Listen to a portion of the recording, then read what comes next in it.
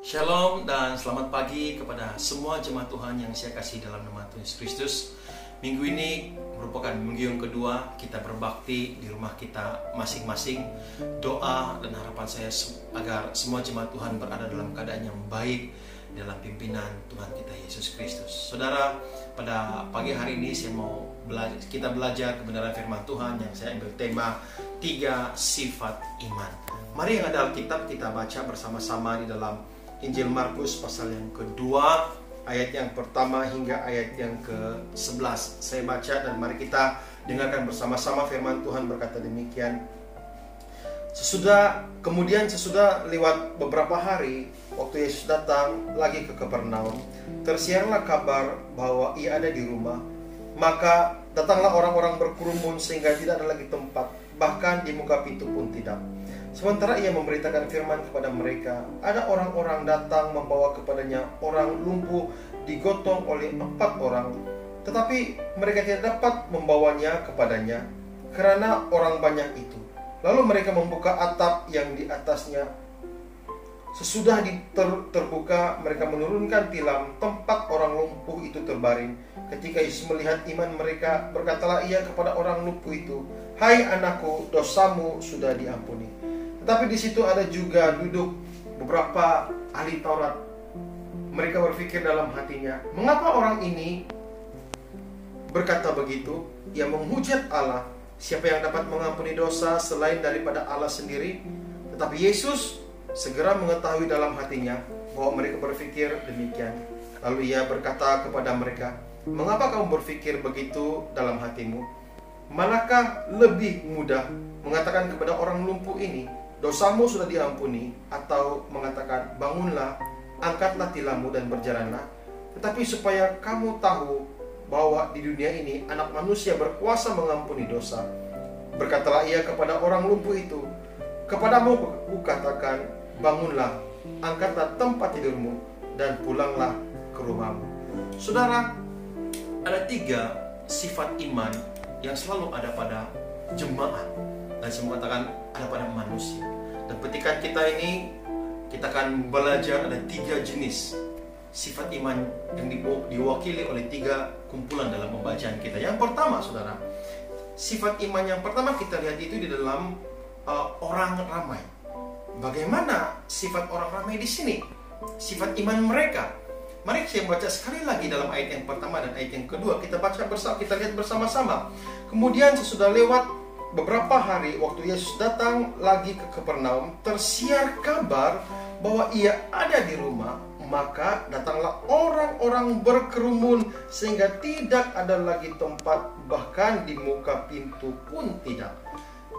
Sifat iman yang pertama ini diwakili oleh orang ramai. Bagaimana sifat mereka, sifat iman mereka? Saudara, sifat iman mereka ini adalah iman mereka sentiasa dipengaruhi oleh keadaan-keadaan tertentu, dipengaruhi oleh situasi-situasi tertentu.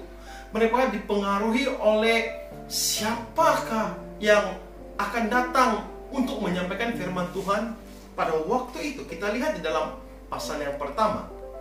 Pasal yang pertama di bagian akhir, Yesus pada waktu itu telah melakukan mujizat, dia melakukan kesembuhan, dan ayat yang kedua dimulai beberapa hari selepas itu. Dan orang mengetahui bahwa Yesus ada. Sifat iman seperti ini, saya mau katakan saudara, mereka sangat dipengaruhi oleh keadaan. Kalau keadaannya banyak, kalau ada kebaktian yang besar-besar, mereka akan datang. Tapi kalau seperti yang terjadi sekarang ini, saudara, kita beribadah di rumah dan saudara juga beribadah di rumah. Saudara, saya mau katakan di sini, ada ramai orang mungkin imannya ada sedikit goncang karena terpengaruh oleh keadaan, saudara. Itu sifat iman yang pertama. Bagaimana sifat iman yang kedua? Sifat iman yang kedua ini diwakili oleh 4 orang yang dikatakan di dalam Alkitab, mereka membawa orang yang lumpuh bertemu dengan Yesus. Saudara, Yesus berkata, dia memandang 4 orang ini dan dia mulai bertindak.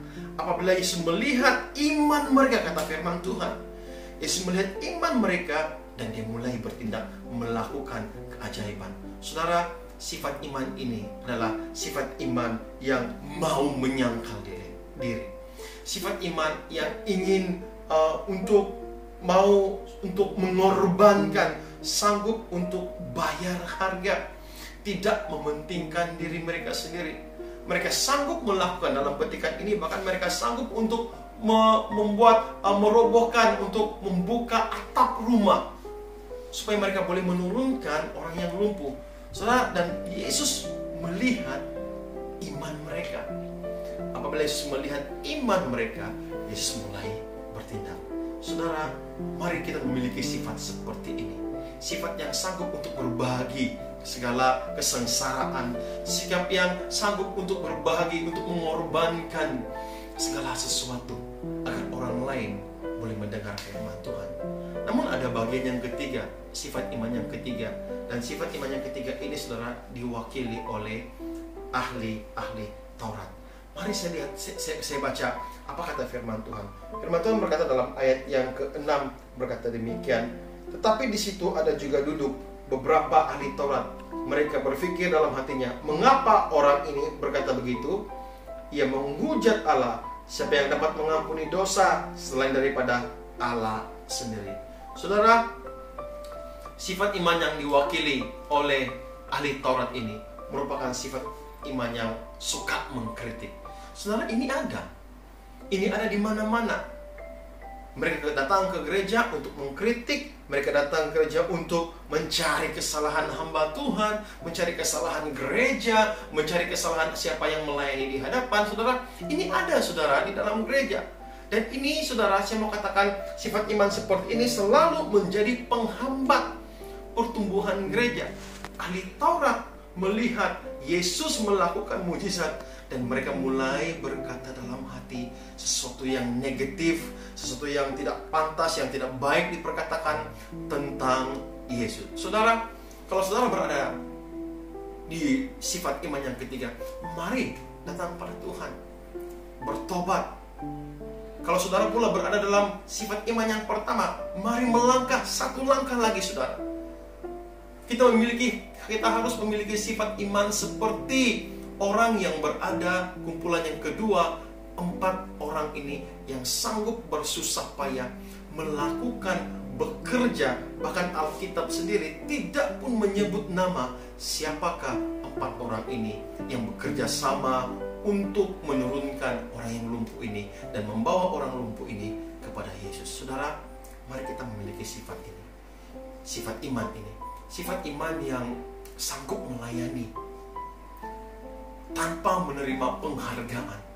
Sifat iman yang sanggup berkorban untuk gereja dan untuk orang lain.